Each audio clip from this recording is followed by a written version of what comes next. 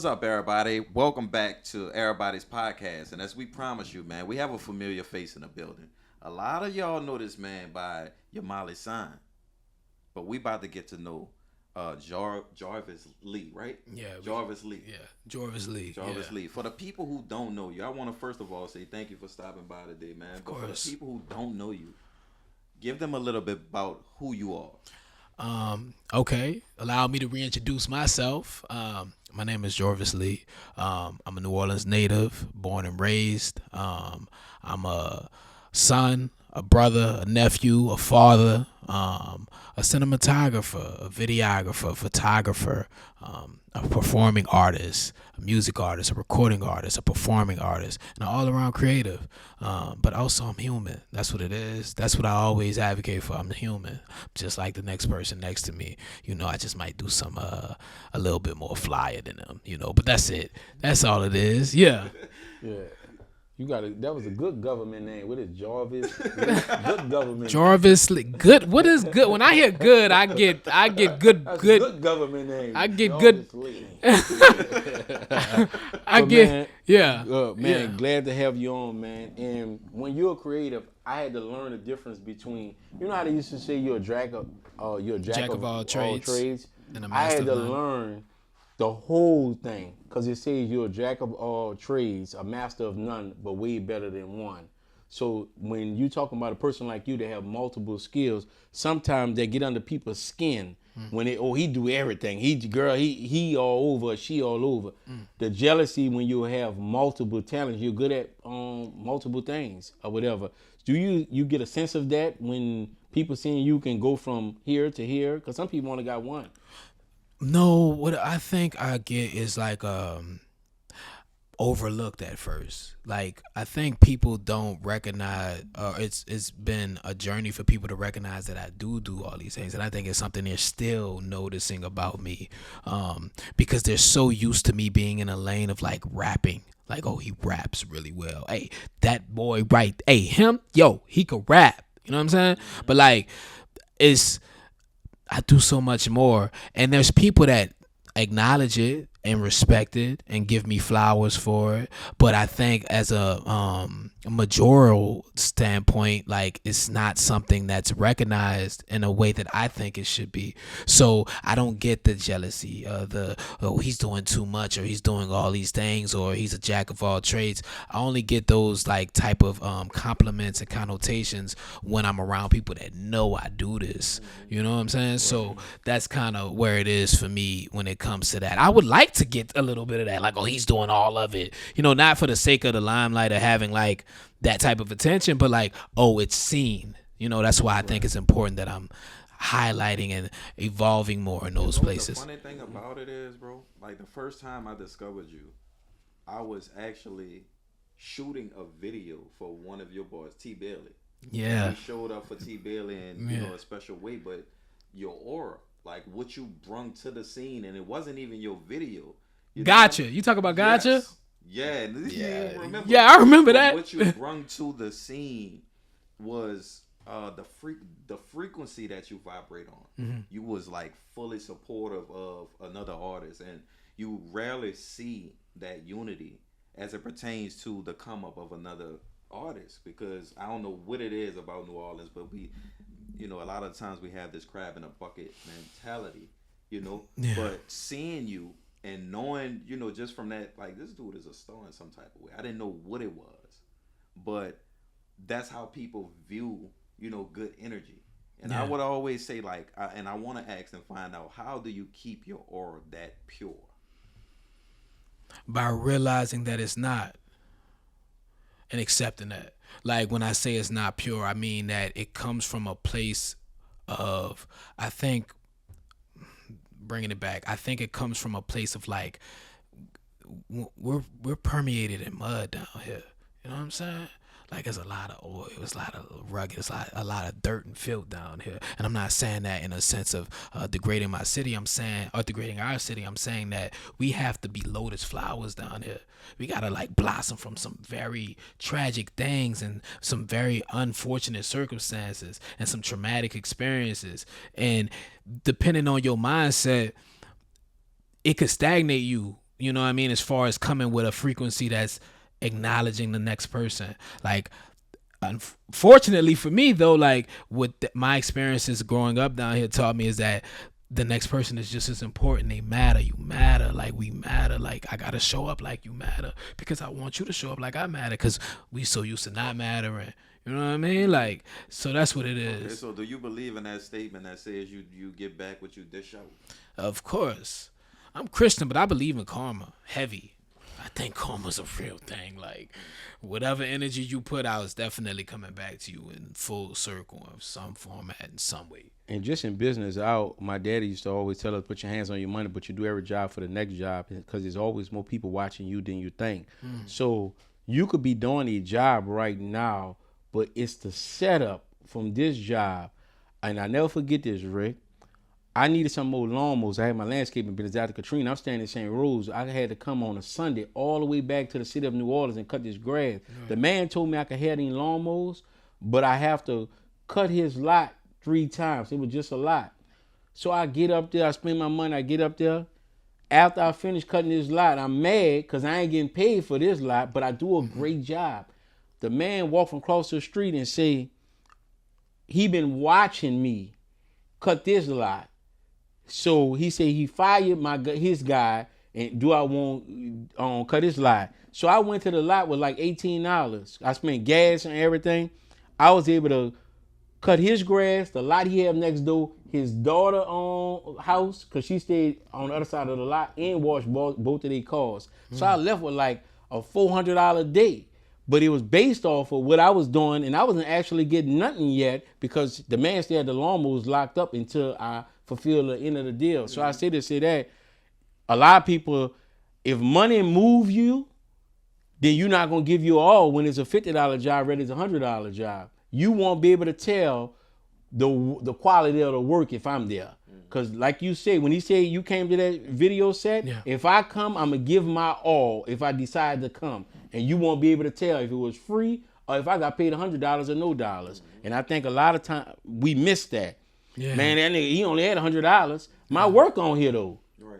So now the person that's looking at this, they not impressed by what they seeing because I didn't went in and shorted him on the work because he had $100 instead of $120. So I'm gonna go ahead and lower my quality down, not realizing that all the eyes gonna be on the quality of this work. And they got some people that may say, who shot this? Yeah, I want him. And a lot of times we drop the ball on that a lot of times. Yeah, you're absolutely right. Yeah. I think God blesses. I'm sorry. You about to say? I was just about to say. I feel like God blesses those that persevere. Like, and that's genuine. Like, that's what it is. Like, it's genuine.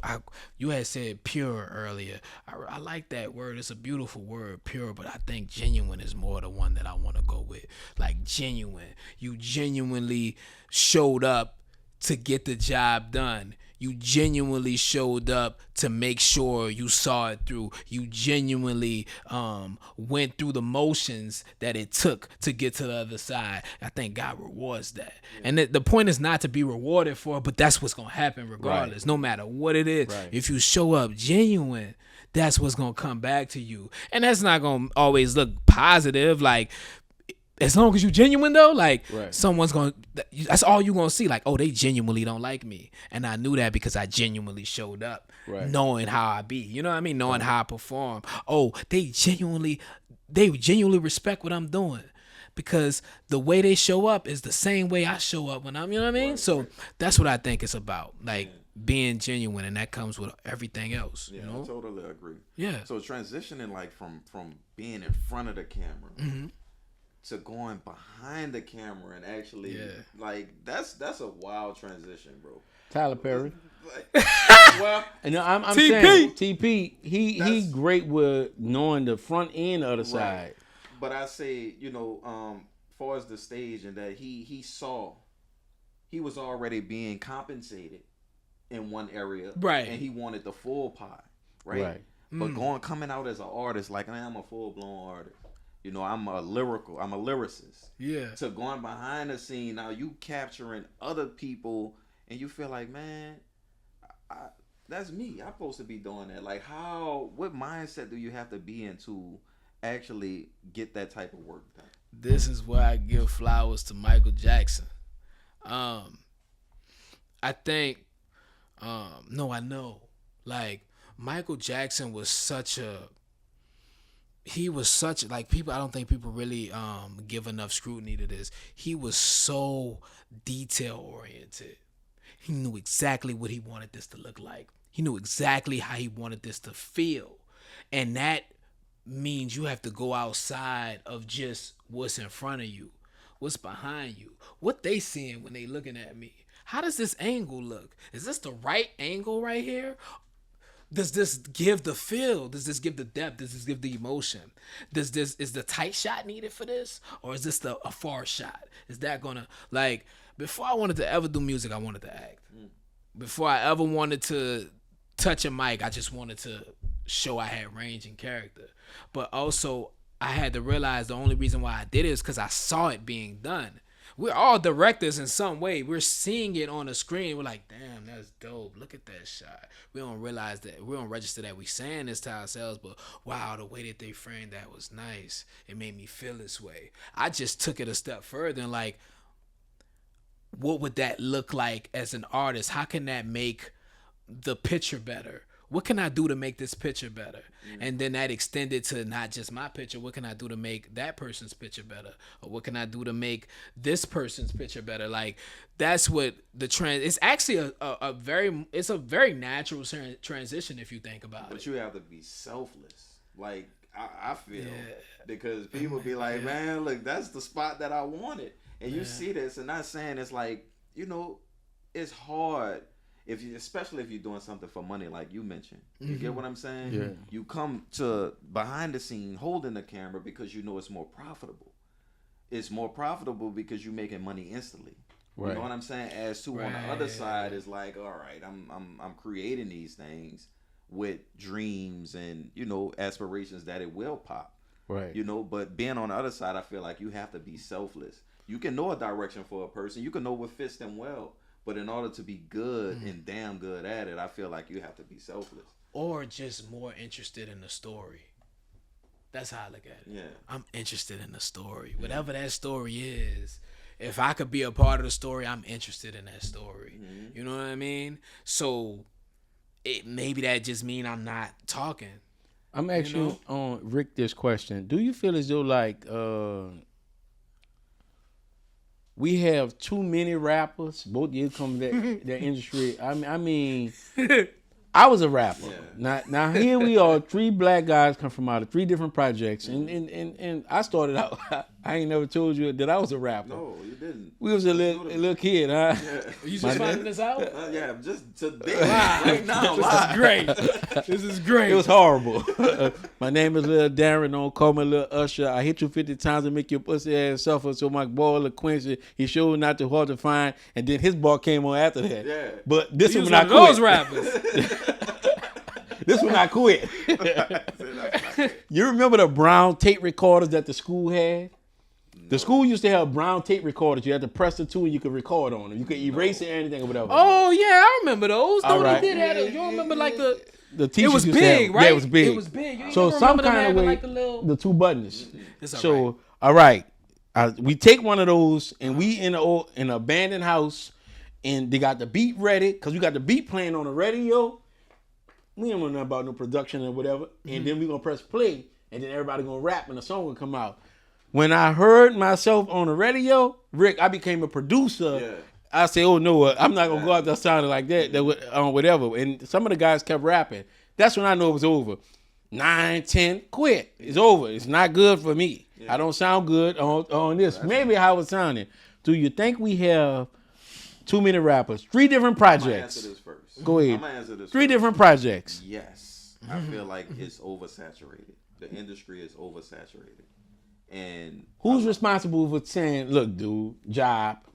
No, I mean, it ain't even about the job. It's just finding another way in. Yeah, that's what I'm saying. You know what I'm saying? Like, some people have to go around to getting a story that's more appealing. You know what I'm saying? Mm-hmm. A lot of it is about messaging, too. Like, that's the reason I stopped rapping. Because I had young boys who I didn't want to feel like, oh, man, my daddy's saying and glorifying this. I feel like This is what lane I want to go in, because you ultimately at the end of the day, those people become your idol. And I knew I was gonna be my kid's idol, period. Right. Which I am still today, just as being a father, right? Right. But I wanted to make sure that messaging, because message matters. Right. That's why I feel like a lot of people influence, and that's the way the world is kind of declining as it pertains to being social, because of the messaging that's being put out. But that's just me. The game is oversaturated. Find another something to do. If you want to circle back into it and, give people what they need, I feel like also different eras, it requires different energy. So you think that more of them should become executive producer and learn how to work that camera, I don't whatever? care what they do. They could be poets. You know what I'm saying? Yeah. That's another thing Ali did. He did poetry. Right. Like, the dude is like a real symbol of greatness. Like, he done some things that the normal artist wouldn't do here. Right. You get what I'm saying? Now I'm gonna let you answer the question. Okay. I think to ask the question if there's too many rappers is like asking if there's too many businesses. It's never enough.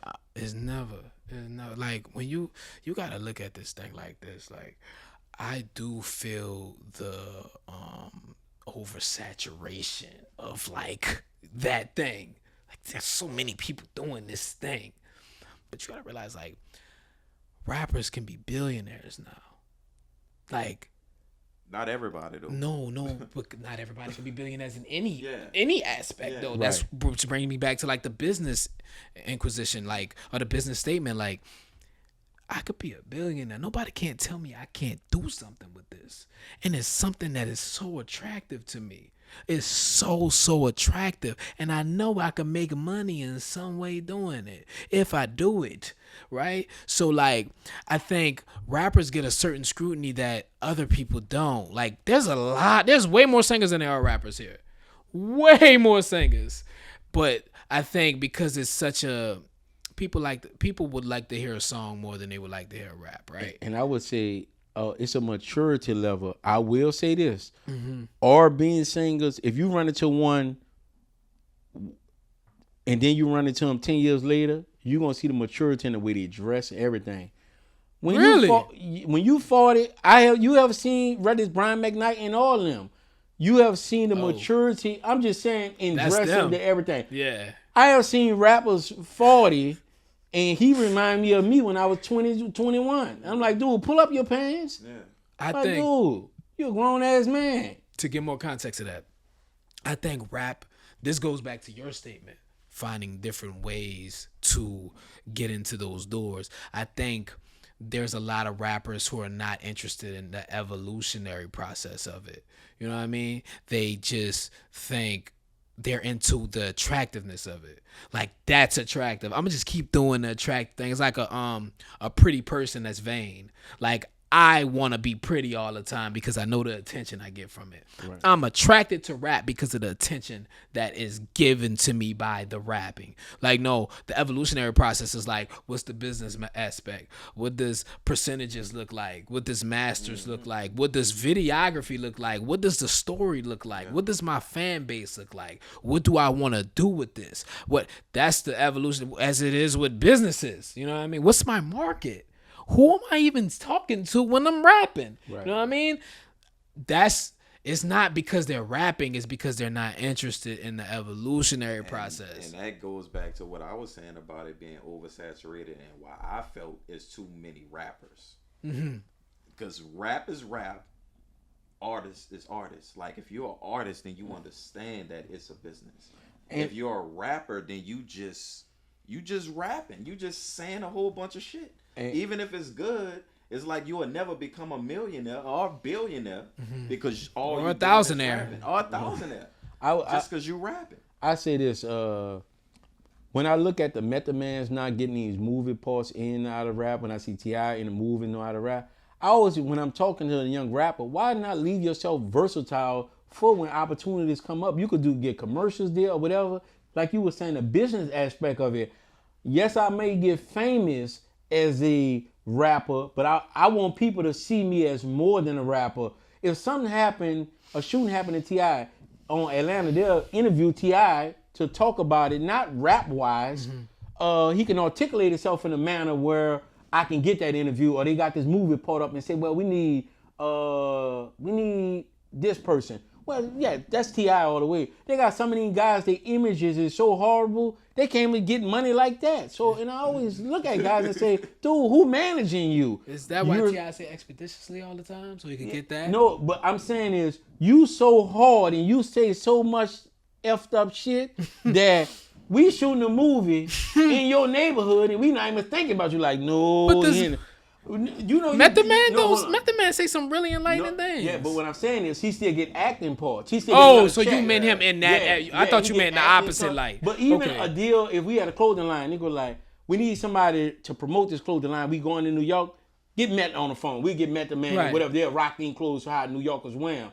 They got some guys, they so raunchy and ratchet that you'll be in their neighborhood and you'll go hire somebody outside of their neighborhood to do the part that they could see the part and be like, that's me. Right. But they never, how you Kingdom. say, you open yourself up to other opportunities. Yeah. They just so ratchet that a director look right over them and give somebody else their part. You want their drive, nobody in the night walk down to do my part. Right. Nah, I'm not having that. No. All right, so I'm going to say this, and this is to everyone. Rap is not, I think, there's levels to this thing. I think what we forget or may not even notice is that hip-hop comes from a culture that was in direct reflection of our need to survive a capitalistic and racist society. Mm-hmm. That's where hip-hop comes from. Breakdancing, graffiti, DJing, you know what I mean? Rapping, you know what I mean? Like, rap has become a byproduct of the same culture that degraded us in the first place, right? And I think the scrutiny that's put on it is like rap, oh my God, rap, but really like a lot of these kids and a lot of these adults that are doing it, this is how they survive. This is how they felt heard, seen, you know what I mean? Felt loved, connected. Like, we have no food in the fridge. We got a couple of packets of ramen noodles and that's all we got. I'ma put this in my rap and that's how I could disconnect from the trauma I feel being in this particular environment. I'm not saying that there's not a sense of responsibility that needs to be taken after and once you reach a certain point in your livelihood and in your existence, but like, you got to look at it like this, like rapping is what keeps a lot of these kids alive. No, they'd be dead if they wasn't rapping. You're right. And I think that's where I learned how to articulate myself at. Yeah. There's a lot of situations that I went through throughout my life that I didn't know how to express to a person. So I had to go get in a solid space, get in my zone and say how I felt. And then I was like, damn, this pretty good. Yeah. Now, I'm asking you this. So they go back to the schools that we have. So that's why it's important is for schools. Most schools, the good ones, have a debate club. Mm-hmm. So if you talk, if you know how to talk good in the hood, your partner tell somebody, man, you got to watch him. He's slick with the words. But in business terms, you're a good salesperson or you're a spokesperson. Mm-hmm. But how do we get our top ones by us not owning our schools? Those, if we had classes in there, like you just said, Rick, you did not articulate yourself. If they had a class in school, you may have not went down that road. You would have said, damn, I'm learning how to speak well. I may be a motivational speaker, with you going in that direction now, or I may get on a debate club because a lot of the issues, I get to talk about the war. I get to talk about the history of rap. I get to talk about it. Mm-hmm. But since them classes not available, the only class that's available is, and you don't have to be no credit, is hip hop. So that's why I'm going in that direction. So you think that we should have classes like this in our schools where we can exercise our right to speak on these issues? I think we should have those classes, but also give more love to the fact that hip hop is essential to our culture. Like, hip hop is all of those things already. Right. It's the debate club. It's the language arts club. It's the theater club. It's all of those things already. like in itself, if it's given more love and given more nourishment and given more space to and grace to be understood, those things will be blossomed from what you just from hip hop. Right. Hip hop will become debate. Right. We can debate now. Right. The hip hop artists can be in debate clubs. They could be on spelling contests. They can be in contests in theater. They can be on Broadway because hip hop. That's really what it's about. I promise you, that's what would happen if it's given that love because it's more attractive than the debate team. So what about the ones? And I understand where you're going at. Yeah, but what about the ones that's talking about sliding on the ops, putting cigarettes out on their face? Like they said cigarettes on their face. Like I'm saying to the extreme of what they go to. Yeah. You know what I'm saying? Just to be like, it's like at this point now you're glorifying. Yeah. We ain't talking about the struggle. But hold on, Rick. Are you saying that is not just typical trash talk? Man, no. A lot Because of this, in any hood, Rick, come on now. in any No, hood. in any hood, they'll say something like this. Even we were playing basketball. Your trash talk will come off to somebody that's not in the hood. Like they'll think you won't kid me. How we talking to each other. But I'm talking about for the ones who really talk about sliding on them and it just got to be with it. It's trash talk with a beat. I mean, not at the point to where the shit's serious. You get what I'm saying? Because we in a space in New Orleans in a region where everybody know everybody. So certain stuff gets said. You know what I'm saying? And people know, man, he said like this, and they done took this into a whole nother level. You know what I'm saying? Like it's not art no more at this point. You know what I'm saying? Right. This shit is not rap. This is personal. Right. You know what I'm saying? So hold on, before you answer that, we're gonna take a quick commercial break, and don't forget, y'all, this segment is brought to you by Everybody's Coffee. Let's take a drink. Tell everybody, it's time for everybody. Wake up, everybody. This for everybody. Welcome back, everybody. Man, I hope you guys are tuning into this great conversation that we have just about us. And that's why Everybody Podcast is so important. We walk down era and have these conversations, and we're so honored to have our brother here to dive in. Now, before we went on break, we was talking about is it not too much? Do you think we need to do with bettering with the message? The message needs to change. Yeah, you were saying something about I think this like combines them. You were saying something about like what about the ones that are projecting violence throughout their message. Unfortunately, like on a historical level, like there's so many instances of art being a reflection of the environment, right? Yes. And the times.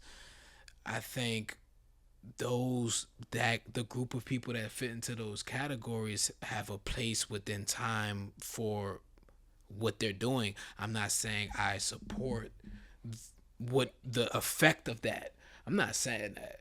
But I'm not also going to say that I don't listen to Lil Durk sometimes. Mm-hmm. I'm not going to say that. Like, I'm not going to say sometimes I might give a ear and be a young boy. Mm-hmm. Like, growing up, I listened to a lot of Lil Wayne. Lil Wayne said a lot of violent things. Mm-hmm. Like, but he also had his moments. Like, unfortunately, being a human is understanding that a lot of us are on some low vibrations. Mm-hmm. Right. That's just, there's a lot of space for low vibrations in rap music, unfortunately. There is spaces. I bet you all those people that are making those type of songs, if you like listen to their full discography, if you ever was to, you hear I Feel Like Dying somewhere in there. I don't know if you remember that song by Wayne. That was like one, you know what I mean? Like you'll hear there's vulnerable moments in this for them. It's just they're a direct reflection of their environment. As far as the message goes, though, it's really about what you... Rap is just like country, pop, rock, blues, jazz, neo-soul, Quiet Storm, all of them. Without like, the violence. They have violence in all of those genres. What I mean, I would say this. Nah, they can't rival drug-wise.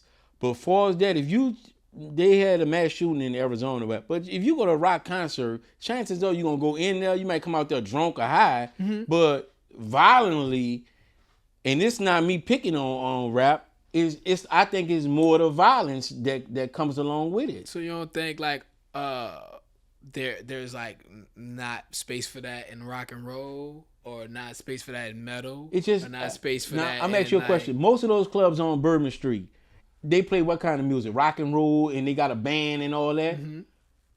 They've been there for years and years. Those guys that get those gigs on there, you're not gonna tell me they're not on drugs and they don't drink. It's just not the violence. You never seen somebody knock another person out on Bourbon after coming out one of those clubs? Because I have a couple of times. I'm saying that, but for the majority of the time, get shot up over you're not gonna get shot.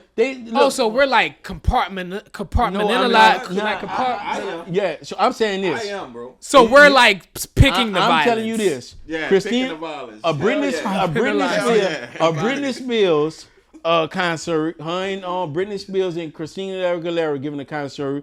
A Mick Jagger, one of those guys, a Maze concert.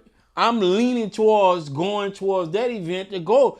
It's so crazy now. If you go to a Jay-Z concert, you put yourself in a safe zone. You go to NBA YoungBoy, one of these guys that you're talking about, these young guys, you stay in a death zone. You need more police officers than when you go on a Jigga concert. Okay. I'm lying? You're not. That's what I'm trying to tell you. So you putting yourself, my insurance rate don't much cover if I go to NBA. They say but I don't go to those concerts. No, but I'm saying if you do, your insurance carrier read about them in the book. But what I'm saying is, it's just like every other genre is what you decide to give attention to. Right. I don't go to those concerts. If I'm looking for a message, hold on. Give the message to them what you want him to start saying for you to feel comfortable, for us to go to the concert too and enjoy ourselves. Because I'm at the level in my life, I want to enjoy myself. I'm not hopping over no guardrails. I'm not running up the hallway. I'm going to go to the safe space. So what can they do to change the message around for us to be like, man, your boy nice. So let's go to this concert. Or take our kids to go to their concert. Nothing. Nothing? The reason why I say nothing is because that's their frequency. I get it. Me saying anything to change their frequency is me telling them not to be them right now. That's going to change when they decide to see different things. Right. I would say open your eyes to everything around you instead of the specific things around you. That's the only thing I can say to that. I can't say nothing else for them to say anything other than what they say. So you like D1? I respect D1. So in his thing, I would say that even when you're trying to do the right thing like him, he'll never be bigger than anyone that's driving a straight positive message. And I have to speak on this. I respect D1 too. However, I feel like anybody using the name of Jesus and then still being hypocritical, because if you drawing the word of Jesus and you trying to force something onto something, you're a hypocrite. You get what I'm saying? I would say but the message, yeah. The messaging? What he trying to do? I get it. No one has ever gotten anywhere by lecturing someone to do and be a specific thing. Yeah. Like no one has really ever gotten anywhere by doing that. America is a messy society. We love mess. That's why you get Murray, his ratings, and you watch Jerry Springer, this how his ratings. Murray, that's the baby guy. Yeah, that's the baby guy. Okay. That you are not the people. They died or whatever. But if you just had a show that you straight box, you less likely to get attention on that. So you have to touch these issues. So what I'm saying with his messaging, he'll never be bigger than somebody like a Jerry Springer or Murray, because they're getting everybody. Even the good people watch Murray or Jerry Springer. I'm about to say something very controversial. He's in that same breath with them. And I'm going to say why. He needs that controversy. I'm not saying as an artist. The first song I ever heard by D1 is called J50 and Wheezy. And he was kicking knowledge, kicking love, kicking, you know what I mean? But his message was also like, this is the problem, right? Without the problem, what is D1 really going to speak about in that breath? I'm not saying D1 don't have subject matter and doesn't have substance. Once again, I respect him. However, the main thing we talk about when we talk about D1 is, or what I hear people talk about when they talk about D1, is him talking about the problem. So Jerry Springer talks about the problem. You know what I mean? Right. The baby guy, he talks about the problem. You Right. know what I mean? Without the problem, what else are you gonna look at? You know what I'm saying? All right, so He won't be as big because he doesn't sensationalize the problem. That's the difference. He doesn't sensationalize it. He actually wants it. He talks like he wants it to get solved. So, but if the problem is solved, like we were talking about with the nonprofit, if they solve the problem, then the money stops. Yeah. But if they solve the problem, and let's just say you get more D1 rappers, what would it look like in a society? I like don't think that? I want to see that. I don't want to see I don't that. wanna see that I either. definitely don't want to see that either. But boom, think about what you Yeah. just said. Yeah. It's so saturated with that other stuff, though. I'm saying- The violence, the rappers that's talking about but you don't want to see it saturated the other way either. No, I don't. I feel like it should be a balance. Balance. I feel like balance. it should be a balance. And I right think now, so too. It's all set. Like, But the bad is outweighing. But the I'm asking good. you a question. What's up? We living in 2026 now. We always say we want ownership. Not even guys then got $5,000, then started their own record label. Back then, let's just say if you say you liked it back then, they wasn't owning their stuff. Now, Larico them in the hood now, what separate them from Jigging when they started? That man owned his record company, his record label, and he owned everything now. So are we knocking ownership when we saying it's oversaturated? Because a lot of those guys, they ain't signing nobody. Look, homie, this is all me. I feel for the one. Go ahead. Go. I You feel like answer that's this a question. different conversation, though. Like, knocking. I think what was being highlighted is the messaging, Yeah. not them. But themselves. if I'm giving a message and I'm under university, I'm rapping, I'm bigger, but Larico in the hood, he got his money, he got his LLC, he own his company. So Homeboy's being pushed by the white power structure to say such and such, and he's selling 1 million records. He might be selling 20,000, but that man own it, and we do promote ownership. So, what's the little Rico? That's like a stand. No, I'm just using that name. I'm just using Oh, that name. right. I'm just using that. I'm Okay, just- got it. Yeah, Okay, so I think that's like a double-sided. Like the labels are pushing. The labels are pushing those messages are paying for those messages to be back. A lot of them own privatized. They have privatized stocks in prisons. They get paid on the back end for the violence. You know what I'm saying? So when we not, I don't support it. I don't support it at all. I don't really align with Lil Rico doing it either, even though he's paying himself for it. You know what I'm saying? It don't have nothing to do with the equity for me.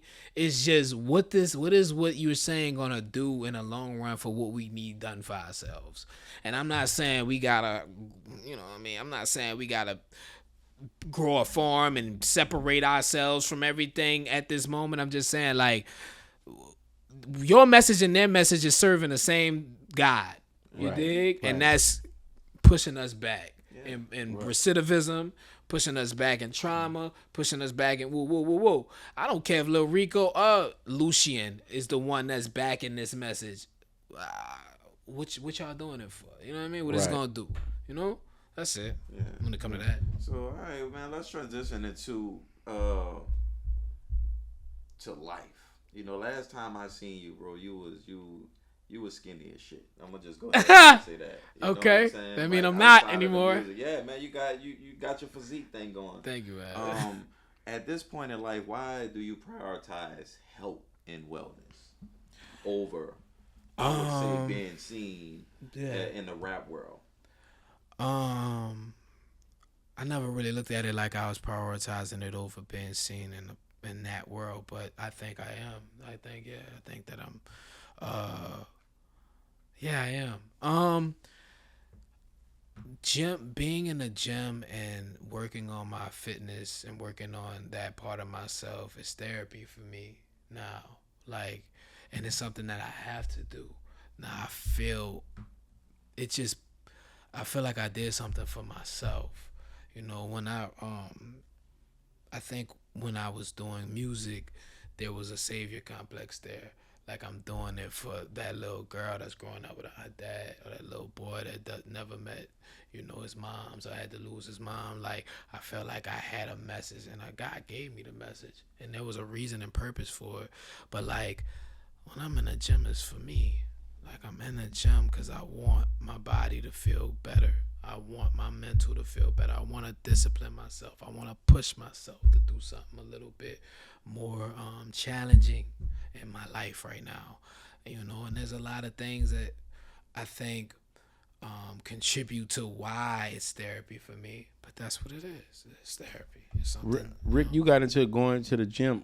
Do it help you out in the same aspects? Yes, totally, man. I listen to motivational speakers while I'm there. I don't even listen to like the rhythm. I listen to frequency music. You know what I'm saying? Just hearing those vibrations flow through my ears, it give me more energy than actually. I tried to listen to music and I had less energy. But doing something I felt like was motivating me, listening to something positive, it pushed me to do more within the gym. But yeah, it's definitely getting in that space and zoning out, not seeing what's around you, and just knowing that results are being done. You know what I'm saying? Like that was my biggest thing.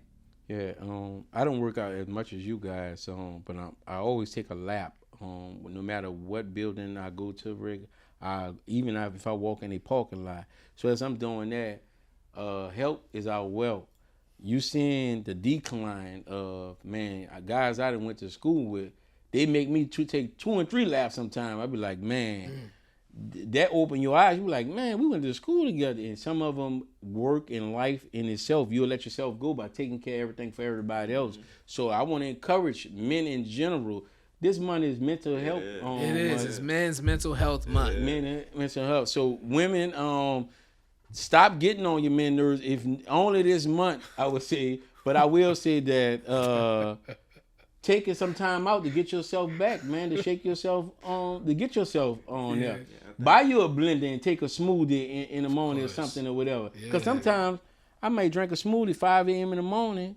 I might not have to eat again about 5 or 6 o'clock in the evening. I could fast. My body not junk on top of junk on top of junk. So, man, I know we like to eat good, fellas, but this month may highlight it. But I want you guys to start thinking about this year round, because that's all you have really in this world is your health. Yeah, that's the only thing. But like you mentioned, it's about your partners, the people you surround yourself with. Just make sure this month be the foundation. Like, take that time for yourself. Because men, I feel like we are the only people. That's why we die sooner. Right. Than, our counterparts, our women. Because we hold so much in and we never prioritize ourselves. I'm going to ask you this question. What's up? They say these words: when a man get in shape, that's for him. But when a woman gets in shape, it's for the whole family. So the significant part of that, who do the most grocery shopping? Most of the women. Yeah. So when she get in shape, the diet also have to change with you working out. So to the women, the significant, if you want your partner to have that longevity of you buying better, taking the time out, more time in the grocery store than in Rouse's, so you can look at some of these labels and see what's good for us and not. Because we finding out, man, we've been eating our whole life, even when they got help on there, ain't healthy for us. So how do you feel about that eating-wise outside of working out?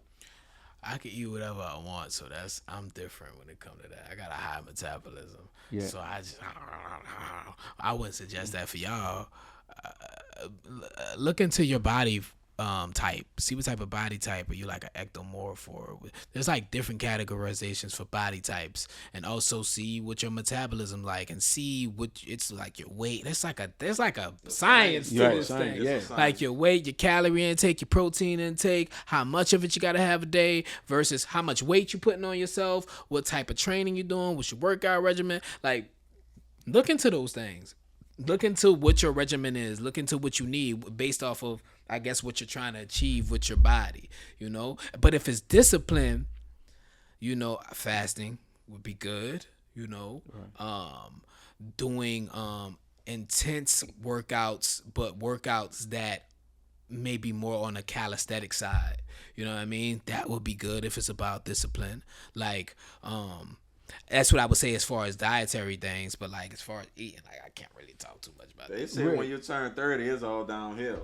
So you still Oh! speaking. Look, you still speaking from that 29. 29 standpoint. I got a but- couple more months. Yeah, but boy, I'm stuff actually- start to change. I'm Drastically. I am I'm- getting something happening, and I gotta get it together. I'm actually, when you came up, Rick, how many fat kids? Tell me, did they have fat kids? They They but did. if they were big bone, they were still strong. Like Is it that- wasn't No, like no, I'm talking about we all grew up in the project. You coming outside No, playing they football, ain't- basketball, whatever.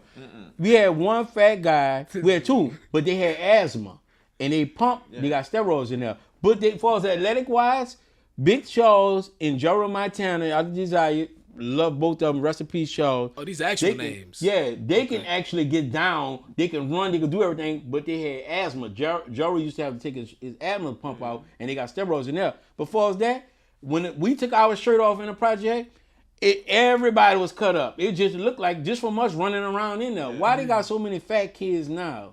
There's a lot of fat kids now. Yeah, It's like a fat kid yeah, epidemic. Oh yeah, it's a Yeah, pain. I don't see that many fat kids. I don't think. You have, try to get them to run a block. Back then, So just try to get a kid to run a block. man, you try to get them one block to the next, and that's what you call. But it's a fact. I think the game playing a part in there. What Is you that think, Rick? like? That's really like a thing. There's like a fat kid epidemic. It's It's obesity. Yeah, That's yes. the more political Yes. way to say it. Yeah. the political way, because they got that scale and determine what you fat or Nah, not. but it's real because being social has changed. Because Because they're not outside like we They're was. not outside. outside like we was. yeah. You know, so now as they pick up their phone, they eat in front of the TV, and Can you remember in y'all projects, let's just say you take a first of the month falls on a Friday. You know, that's like a holiday in the hood. That's always a great day. That's a great day. Yeah. But you may do an 8 a.m. to probably about a 9 or 10 outside. Straight outside, not even coming inside. You come inside, when they used to say, well, y'all smell like dogs. Yeah, Man, you smell like outside. Right.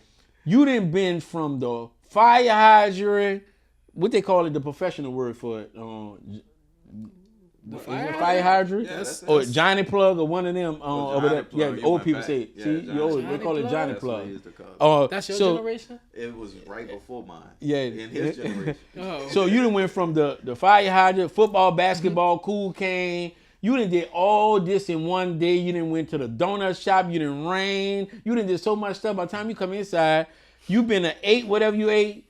If you took a bath, because that wasn't heavy on some people's agenda, went to sleep and woke up and did the same thing again. Same thing. Ain't nobody had to look for you. You notice now, when your kid's not around, it's just a nervy. Nah, you been gone all day long and then make it back inside. Nobody was looking for you. It was an eye to I catch. miss those days. Yeah, it was an eye to catch on Canal Street. 3 7-year-olds walking. Nobody thought, wait, where y'all parents at? It was just they going where they going, and then we walk with a level of they know where they going. We going to Foot Locker. We going to Champs. Or Yeah, going to we was those Pennyland. kids. Yeah, but these kids now, when they not around, you like, And so speaking of that, D, I want to know, how has parenthood shaped your perspective of life? Me? Yes. This is for me. Yeah. I would make a disclaimer because it's men's mental health awareness, right? I think we should normalize showing up for fathers.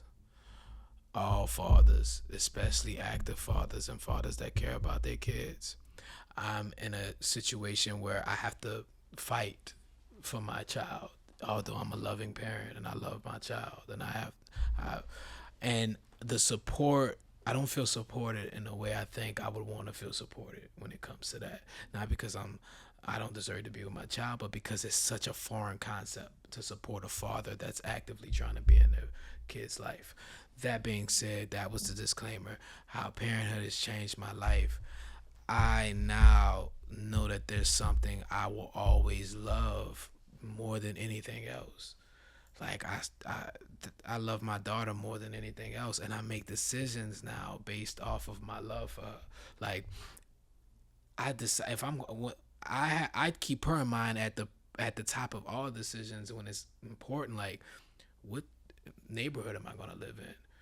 what message am I going to really give out when it's time for me to get back to this? If I'm going to make a film, what she's going to see? What is she going to think about this? If I am going to start a career, how is it going to benefit her schooling and education? How is it going to benefit the way she sees life? When I get married, what type of woman would I have around my daughter? What would that model for her? What would that show to her? Parenthood, the thing about it though, brother, like I always saw myself being a parent. Unfortunately, I think part of that came from a traumatic upbringing and just having neglect go on in my house. I think I always wanted someone that was my blood that I could take care of and love on. But like as I got older and actually had my child, I feel worthy. You know what I mean? No matter what I've done, no matter how I've fallen, no matter what mistakes I've made, she looks at me like I'm worthy. And without her, with her, I have an excuse to go harder. With her, I have an excuse to be better or to be more accurate to what I want to see in this life. So yeah. So we're going to take a quick commercial break right quick. Tell everybody,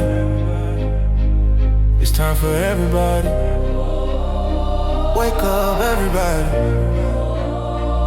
This for everybody. Welcome back, everybody, as we go into this last segment, man. It's called Do You Remember? All right. Are you enjoying yourself? I am. All right. Do you remember? We take you down memory lane. Okay. All right. We want to see do you was there from TV shows, books, radio shows. We just want to know where you was. All right. Do you remember? All right. In the great city of New Orleans, they had a radio show that used to come on at 9 p.m. What was the name of that radio show? Great city of New Orleans, 9 p.m. Remember I was talking about errors? That's what.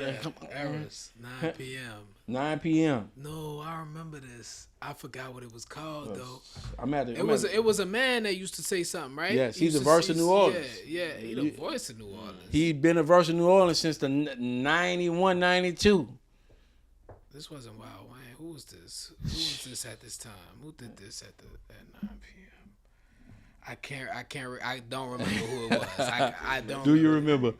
Wild Wayne. It was Wild Wayne? 9 o'clock props is on. You could have just gave me my golden. You could have said, oh yeah, that was it. You remember him. I wanted you to come in with it. Okay. But we had a conversation about errors, and that's what's going on. But in that particular era, 9 o'clock props was very important. Rick, quickly, what you remember about 9 o'clock props? Just that. Yeah. 9 o'clock props. You had to be there. Tell me where you calling from. And then when he say that, right after that, you had to come in with your rap right then and there. And you flowing from off the top of your head.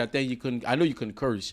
But Desire Slim was a Hall of Fame on there. Make no mistake. Shouts out to Desire Slim. And he should say my name. But me and the brother got a great relationship. Next, the New Orleans Food Hall of Fame. All right? Okay. You got one vote. Either you voting for A, beignets. You got B, king cakes. C, Louisiana, New Orleans po' boys. Only one can get in this year. It's on your vote.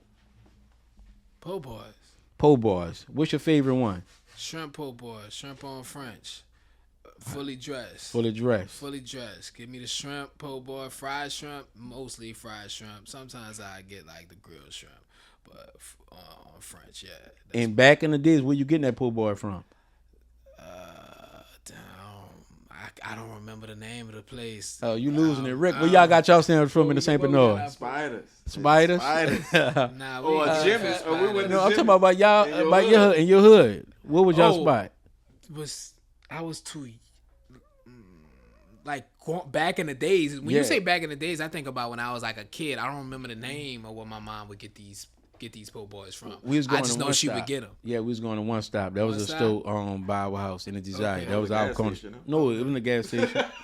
We had a official corner store, and I hate to give them a highlight, but One Stop and Down Home, when you wanted like French fried rice and all that, they was right across the street from each other. What was this at? And I'm out the Night War. Okay, this was in the Night War. That's why I'm asking you about your hood. But see, I was born in Holly Grove, And then we lived in Iberville projects. Then we lived in the 12th ward. I lived all over the city. Oh, so you one of those travelers. Yeah, I'm one of those. You know what I'm saying? And on the West Bank, we was on the West Side too. I spent half my life on this side and half my life on the West side. So you got so on both sides. I got love on both sides. That's what I got. All right, Yeah. it is this last one. Oh, All please right, give me something easy, like I can stay it. all right.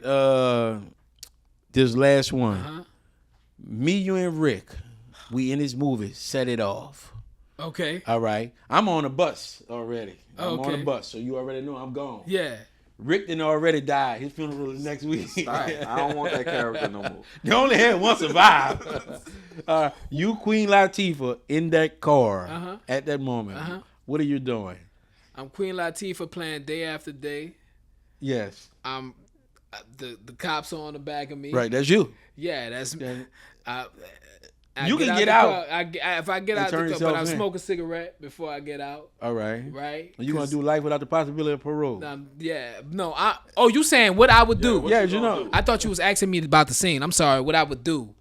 I don't think I would have did what she did. Like I don't know if I would have took the L like that. You know what I'm saying? Like, I know what's about to happen. I would say, no, we coming. I'm coming with y'all. You would have took the L. I would have one way or the other. But look.